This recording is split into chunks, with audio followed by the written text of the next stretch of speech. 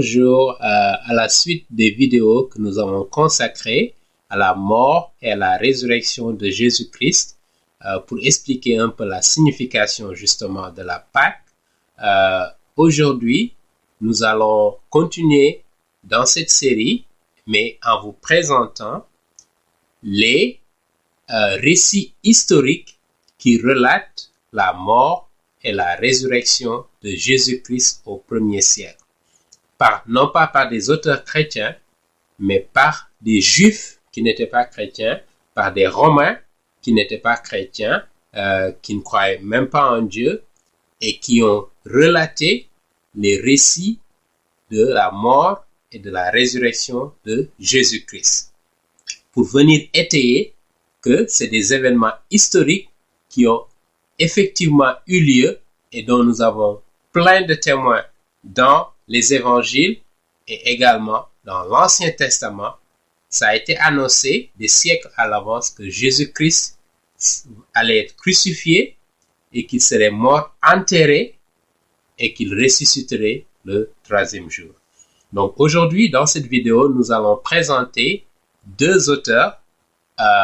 Un auteur romain, historien romain, qui est aussi sénateur, qui s'appelle Corneille Tacite, qui a vécu entre le 1er et le 2e siècle de l'ère chrétienne, et un autre juriste en fait, un juriste qui s'appelle Lucien de Samosata, qui a vécu au 2e siècle, au 2e siècle de notre ère, de l'ère chrétienne, et qui a parlé effectivement de la mort de Jésus-Christ et de sa résurrection. Donc nous allons présenter ces faits historiques dans cette vidéo et nous continuerons dans cette lancée. Donc Corneille Tacite, qui a vécu entre 55 et 120 de notre ère, est un historien romain et sénateur connu pour son intégrité morale. Il était substitut du consul et devint plus tard proconsul en Asie mineure. Asie mineure, c'est en fait la Turquie actuelle que nous connaissons. Et il a écrit deux œuvres majeures.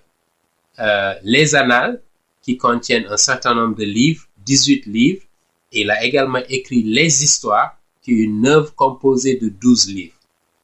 Donc dans les Annales, il traite justement de la période qui va de l'empereur Auguste, donc vers l'an 14 de notre ère, donc avant le commencement du ministère de Jésus, et l'évangile de Saint Luc justement fait référence à cela dans le chapitre 3, justement pour parler du début du ministère de Jésus-Christ. Donc il traite de l'histoire de l'homme qui va de la mort de l'empereur Auguste, d'accord, jusqu'à Néron, jusqu'à la mort de Néron, l'empereur Néron en l'an 68, d'accord, qui correspond aux dernières années du ministère de l'apôtre Paul et juste après sa mort également, parce qu'il est mort vers 62 ou plus 65 de l'ère chrétienne.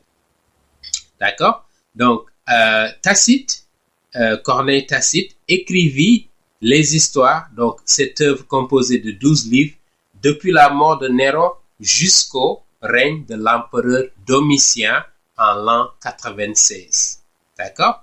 Et Tacite mentionna dans ses livres le fait que Jésus-Christ mourut entre les mains du procurateur romain qui s'appelait Pilate. Ponce Pilate, et c'est exactement la même personne dont nous parlent les évangiles. D'accord? Les évangiles nous parlent d'un certain Ponce Pilate. D'accord? Pendant le règne de l'empereur Tibère. D'accord? L'empereur Tibère qui a remplacé l'empereur Auguste. Exactement comme le Nouveau Testament nous le dit. Corneille Tacite a aussi parlé dans ses écrits de l'incendie du temple juif, d'accord, à Jérusalem en l'an 70. Il a relaté ces faits qui a été incendié par des soldats romains. Et exactement ce que Jésus-Christ a prophétisé dans l'évangile de Marc au chapitre 13, verset 12. Lisons-le rapidement. Voilà ce qu'il dit. Et donc, verset 1, « Et comme il sortait du temple, un de ses disciples lui dit, « Maître, regarde quelle sorte de pierre et quels bâtiments sont ici. » D'accord? C'était le temple à Jérusalem. Verset 2, et Jésus-Christ répondant, lui dit, tu vois ces grands bâtiments, il n'en restera pas pierre sur pierre qui ne soit renversé. Pour prophétiser justement que ce temple va être détruit, et ça a eu lieu en l'an 70 après Jésus-Christ. Et Jésus-Christ est mort vers l'an 32 de notre ère, et 40 ans après à peu près, cet incendie qui a détruit tout le temple et qui a été complètement détruite pierre sur pierre. Il ne restait plus pierre de ce temple magnifique, le deuxième temple que Hérode a eu à modifier justement lorsqu'il était au pouvoir.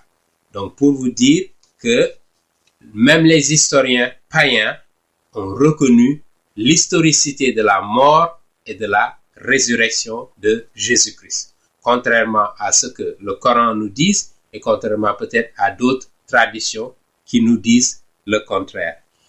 Dans les annales de Tacite, qu'il a écrit en l'an 116, ils contiennent la description suivante de l'incendie de Rome qui embrasa pendant 6 jours cette cité en juillet de l'an 64 de notre ère. Et voici ce qu'il dit dans ce texte. Et je cite. Par conséquent, pour se débarrasser de ces récits, Néron ligota les coupables et infligea les formes de torture les plus ignobles à une classe d'individus haïs pour leur abomination et qu'on appelait les chrétiens. Christus, pour parler de Jésus-Christ, d'où le nom chrétien découle, souffrit la peine de mort pendant le règne de Tibère. Donc là, c'est clair. Des mains de l'un de nos procurateurs, Ponce Pilate. Et c'est exactement ce que les évangiles nous disent. Et une superstition des plus malveillantes, d'abord maîtrisée pour un moment, se répandit non seulement en Judée, la première source du mal, mais même à Rome où toutes sortes de choses atroces et honteuses venant de tous les endroits du monde trouvent leur centre et deviennent populaires. Donc voilà quelqu'un qui n'aime pas les chrétiens et pourtant qui reconnaît que celui qu'il suivait, Christ, a été crucifié par ce Ponce Pilate-là.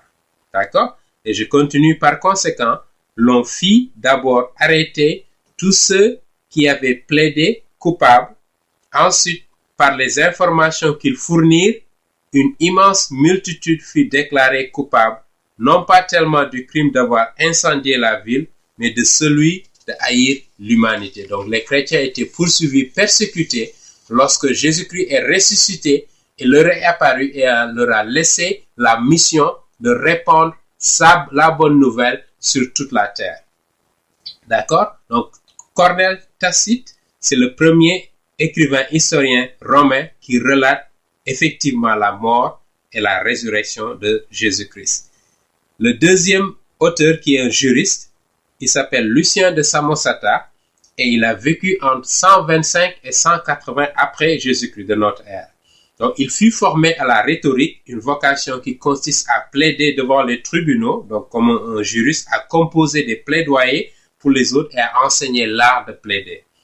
Il était un satiriste grec du second siècle qui critiquait les premiers chrétiens pour avoir approuvé des chrétiens qu'il considérait comme des charlatans. D'accord?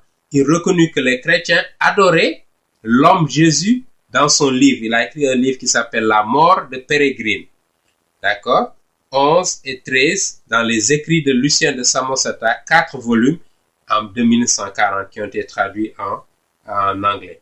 Il indiqua aussi que Jésus-Christ fut crucifié à cause de ses enseignements. Donc là, c'est quelqu'un, un Romain, un Grec du moins, qui a écrit au IIe siècle de l'ère chrétienne et qui reconnaît qu'il a été crucifié à cause de ses enseignements. Donc selon Lucien, une des choses que Jésus-Christ enseignait à ses disciples, c'était que tous les croyants sont frères dès le moment de leur conversion. Jésus-Christ leur demandait de vivre selon ses commandements.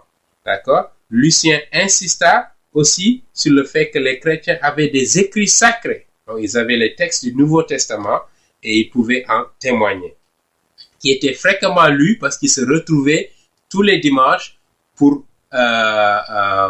adorer Jésus-Christ et pour enseigner la parole.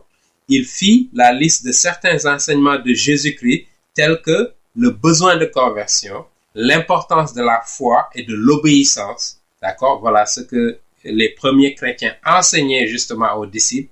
La fraternité entre tous les croyants et le besoin d'abandonner les dieux des autres systèmes de croyance et de l'adorer.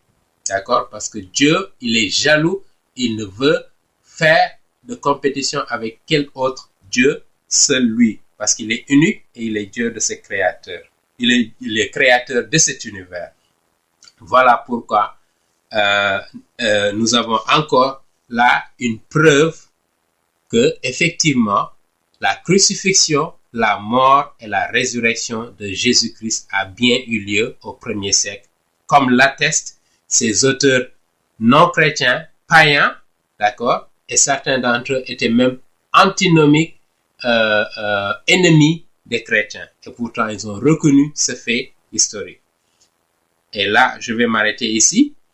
Dans une prochaine vidéo, nous allons revenir encore sur l'historicité de la crucifixion, de la mort et de la résurrection de Jésus, et nous parlerons d'un historien du 1er siècle qui est très bien connu, qui s'appelle Joseph, juif, qui a écrit des écrits monumentaux, qui a écrit beaucoup de choses sur les juifs, sur l'histoire juive et sur l'histoire des chrétiens du 1er siècle. Merci de votre attention et à bientôt.